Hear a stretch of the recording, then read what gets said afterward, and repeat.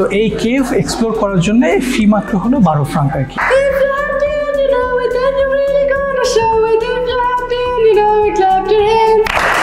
আমাদের মেয়ে আইল্যান্ড প্রথমে বোটে উঠতে একটু ভয় পাচ্ছিল, বাট পরে বেশ এনজয় করছে। যেহেতু জায়গাটা বেশ অন্ধকার তাই একটু ভয় লাগাটা স্বাভাবিক।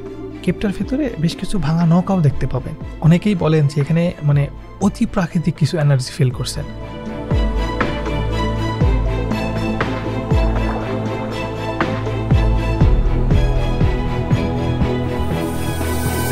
আসসালামু আলাইকুম। তো আজকে আমরা আছি আন্ডারগ্রাউন্ড একটা লেকে। এটার নাম হলো সান লেওনার্ড আন্ডারগ্রাউন্ড লেক। এটা হলো ইউরোপের সবচেয়ে বড় আন্ডারগ্রাউন্ড লেক, আর এটা প্রায় 200 মিলিয়ন বছরেরও পুরাতন। তো মজার ব্যাপার হলো এটা ডিসকভারি হয়েছে রিসেন্টলি, 1943 সালে একটা আন্ডারগ্রাউন্ড হলো টানেলের জন্য যখন কনস্ট্রাকশন করতেছিল এই এরিয়াতে, তখনই আর কি এটা হঠাৎ করে খুঁজে পায়। তখন পানির লেভেলটা অনেক উঁচুতে ছিল, তখন সাধারণ মানুষের জন্য অ্যাক্সেস করার কোনো উপায় ছিল না। তো হঠাৎ করে আপনার হলো 1949 সালে মনে একটা ভূমিকম্প হয়। ওই ন্যাচারাল ডিজাস্টারের কারণে এই পানির লেভেলটা অনেকখানি নিচে নেমে আসে। তারপরে এরা হলো প্রথম থেকে তো বৈজ্ঞানিক পরীক্ষা নিরীক্ষার জন্য ব্যবহার করতো, যেটা আসলে কত পুরাতন কী অবস্থা, কিন্তু পরে এটা সাধারণ মানুষের জন্য উন্মুক্ত করে দেয়। এখন ইভেন আপনি যদি এখানে কোনো পার্টিও করতে চান, পারমিশন নিয়ে একটা বোট রেন্ট করে নিয়ে ভিতরে গিয়ে একটা ছোটোখাটো প্রোগ্রামও করতে পারবেন আর কি। তো আমার কাছে বেশ আশ্চর্য লাগছে, আপনারা একটু দেখাই যে এইটা হলো উপর দেখাই যেতেছে না, এই যে পাহাড়ের উপরে, আর এটা হলো এতখানি নিচে, আপনি নিচে চলে যাবেন।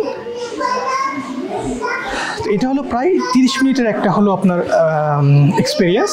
তো 30 মিনিটের মধ্যে আপনাদের হলো দেখাবে আর কি ভিতরে এর পরিবেশটা, তারপরে পানি, তারপরে এর হিস্ট্রি, তারপরে এর ভিতরে যারা কনস্ট্রাকশন করছে যেগুলো আর কি। বেশ কয়েক বছর আগে ওই ছোটোখাটো পাথরের উপর থেকে পড়তে এরা হলো নেট দিয়ে দিছে, তারপরে আপনার আরও সিকিউরিটির ব্যবস্থা করছে যাতে সাধারণ মানুষের কোনো রকম প্রবলেম না হয়। তাহলে আমরা আজকে যাব, কিন্তু ওর ভিতরে হয়তো আমাদের কথা বলা সম্ভব না। তো এই কেভ এক্সপ্লোর করার জন্য ফি মাত্র হলো 12 ফ্রাঙ্ক আর কি। অনলাইনে অবশ্যই বুক করতে হবে, তা না হলে এখানে এসে সিট পাওয়া সম্ভব হয় না, অথবা টাইমিংয়ে মিলাইতে পারবেন না, হতে পারে যে সারাদিনের বুক হয়ে গেছে। বেটার অ্যাডভাইস থাকবে যে আপনার অনলাইন থেকে আসলে বুক করে আসার।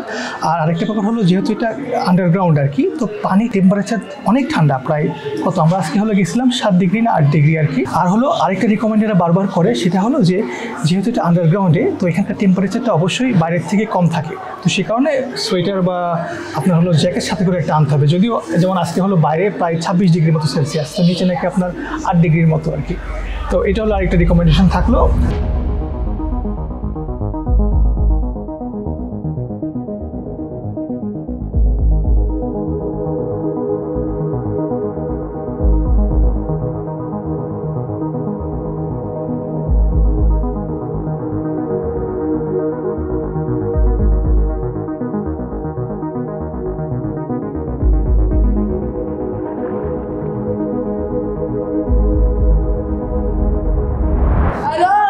J'espère que vous savez tous nager. So hopefully you can all swim. কেভটা এক্সপ্লোর করার জন্য যে টিকিটের প্রাইসটা নেওয়া হয়, সেটার সাথে ট্যুর গাইডের ফিসটাও কিন্তু ইনক্লুডেড। গাইড একটা নৌকাতে আমাদের বেশ কয়েকজনকে নিয়ে প্রায় 30 মিনিটের একটা ট্যুর দেয়। উনি এই আন্ডারগ্রাউন্ড লেকটা সম্পর্কে অনেক ধরনের ইন্টারেস্টিং ফ্যাক্ট এক্সপ্লেন করেন। আমাদের ট্যুর গাইড আসলে ভ্যালিসের একটা কলেজের স্টুডেন্ট, সামার টাইমে এখানে পার্ট টাইম জব করতেছেন।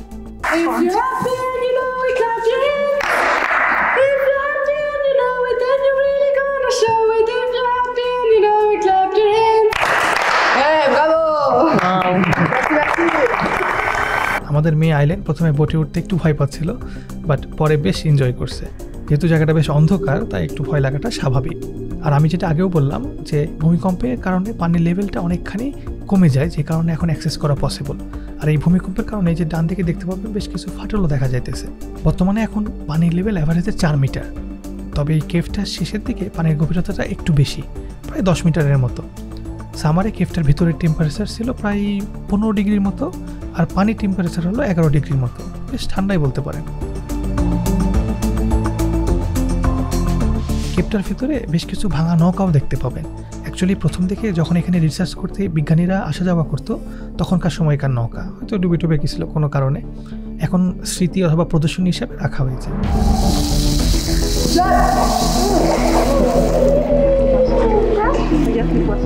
লেকের পানিতে আপনি বড় বড় কিছু মাছ দেখতে পাবেন। মাছগুলো অ্যাকচুয়ালি শুরুর দিকে ছাড়া হয়েছিল যে পানির কোয়ালিটি কন্ট্রোলের জন্য, মানে লেকের পানির পিএইচের মান ঠিক আছে কিনা, পানিতে কোনো রকম বিষক্রিয়া বা ক্ষতিকর কোনো কিছু আছে কিনা এটা জানার জন্য। মানে এটা এক টাইপের এক্সপেরিমেন্ট ছিল। মানে যদি টক্সিসিটি বা বিষক্রিয়া বেড়ে গিয়ে মাছগুলো যদি মারা যায় তাহলে এখানে পাবলিকের জন্য অ্যাক্সেস অফ করে দেওয়া হবে। যদিও পরে মাছগুলো বংশবৃদ্ধি করে এখন অনেক হয়ে গেছে, স্বাস্থ্য টাস্থ্য ভালোই দেখা যাইতেছে।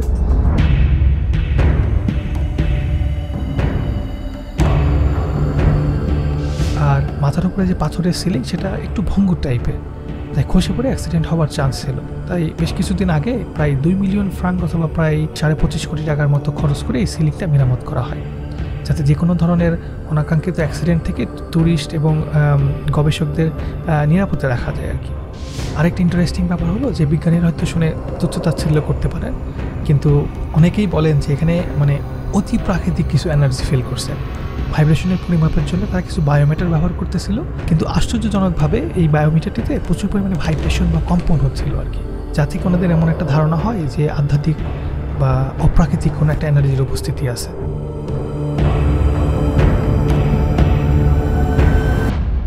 যাই হোক, আমাদের এক্সপিরিয়েন্সটা বেশ ভালোই ছিল। এটা হলো বাইরে বেশ কিছু জিনিসপত্র প্রদর্শনের জন্য রাখছে, যেখানে আপনার মার্বেলগুলা, এরিয়ার যে মার্বেলগুলো ফেমাস মার্বেল, তারপরে যে কনস্ট্রাকশনের সময় ওই সময় যে ব্যাটের ছবি আঁকানো ব্যাটম্যানের জন্যে এমন হইতে পারে। এই তো বেশ কিছু ইনফরমেশন দিয়ে রাখছে। এই পাশে আর কি আছে, এখানে এই যে প্রথম দিকে আর কি, যে 1943 সালে আর কি আপনার যখন কেপটা ডিসকভার করে ফার্স্ট, তারপর যখন ওটা এক্সপ্লোর করতো আর কি, তখনকার সময়ের বেশ কিছু ছবি। আর হলো 1950-এর আর কি ফার্স্ট ট্যুরিস্ট হলো যাওয়া শুরু করে এখানে। বেশ ইন্টারেস্টিং একটা জায়গা। তো ভ্যালিসের এই দিকটাতে যদি কখন আপনারা ভ্রমণ করেন, তো এই জায়গা ভিজিটের জন্য রিকমেন্ডেশন রইল। আমি সব ডিটেলস ডিসক্রিপশন বক্সে অথবা ফার্স্ট কমেন্টে দিয়ে রাখবো। তো সবাই ভালো থাকবেন, আল্লাহ হাফিজ।